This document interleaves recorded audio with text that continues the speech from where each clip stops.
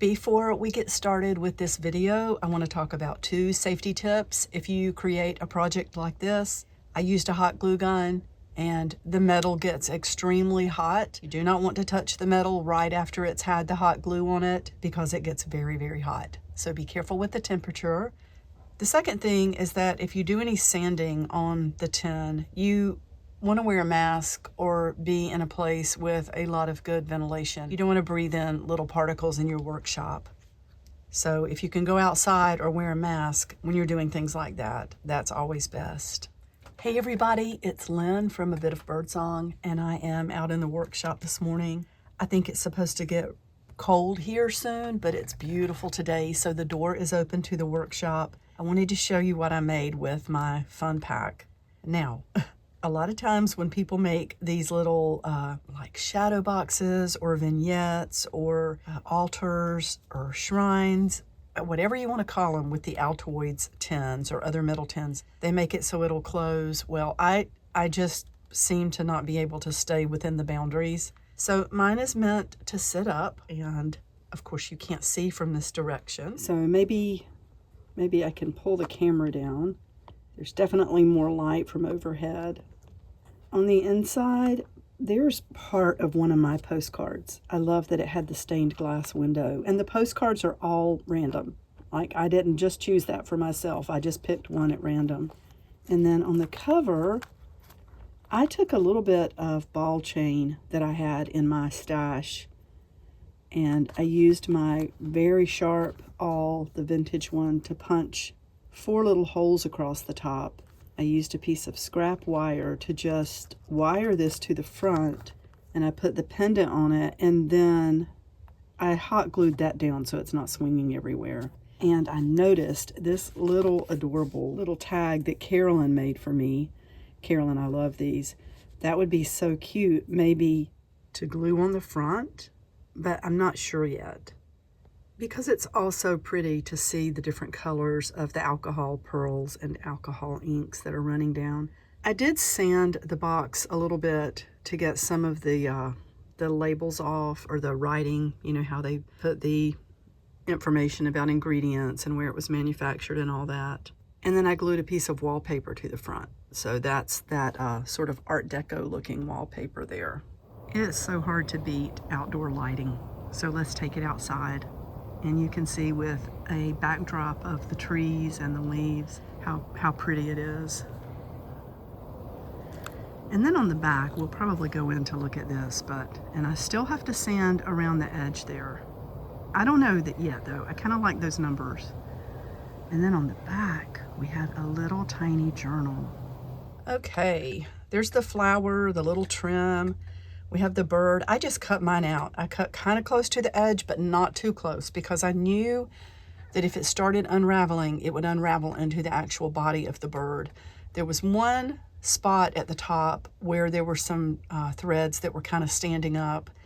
So I just took the tiniest bit of tacky glue on a little, you know, like a little stick or something, and just rubbed it along the edge to make those threads lay down. This, I'm gonna put a little bit of this in each pack. I know I always find something when I'm working with these. That's why I like to have a project done before I send the FUN-PAX out, just in case I feel like there's something that you could really use, or if I find something that I use and I have extra and I think I'm gonna just send it out. So the little book, and you know, oh, so there's my slide. And I just took a little vintage part of a magazine page that was in the FUN-PAX and put it behind that. There's some of this trim. I think I'm going to include that in the FUN-PAX as well. Yes, I was going to say if I can find it, but I actually put it where it's supposed to be. So the book is so adorable. We could put it in here. That was my original thought, is to make a book that would close up in here. And then I thought, well, I kind of like for my little altars to stand open anyway.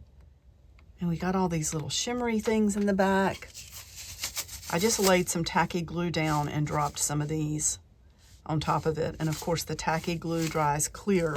There's a little bit of moss in the back there. And then I used the part of the little baking cup kind of like a crown for the bird. And I ended up using the stretchy fabric to hot glue a little pocket on here so that the book can just sit in the back. You could also make a little display, you know, like that's really pretty just like that. If you wanted to sit it up somewhere, like if you were doing a market or whatever, and that could just sit in the front. So this says life is sacred. I didn't really want to do a theme per se because there are so many different items in the FUN-PAX.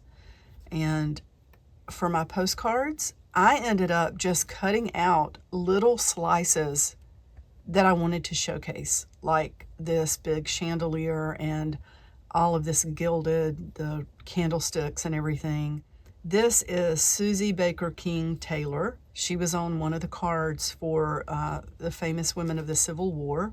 And I ended up writing life is sacred because really people, nature, it's all life. There's the little bonnet girl. I punched some circles out with my 1-inch circle punch because it was a way to take bits and pieces of what was in the pack and not feel like I had to use it as is. I had a lot of fun just like mark making with the Stabilos. That's the first time I've used them just to kind of make crazy marks.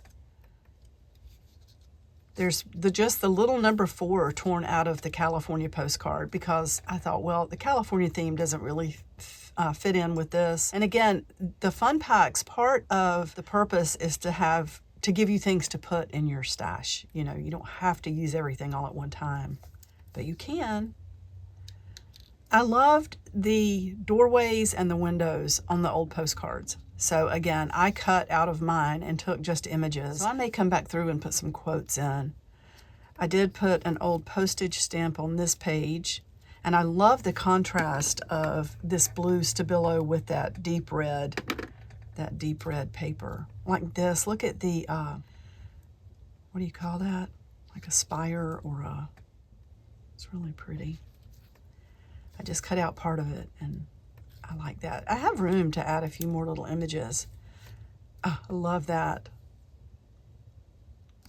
And I still have some of the postcards. I did not use them all, so the ones that are complete, and none of them are written on the back because they were purchased to go in a scrapbook. So they will make nice journaling spots for a larger journal.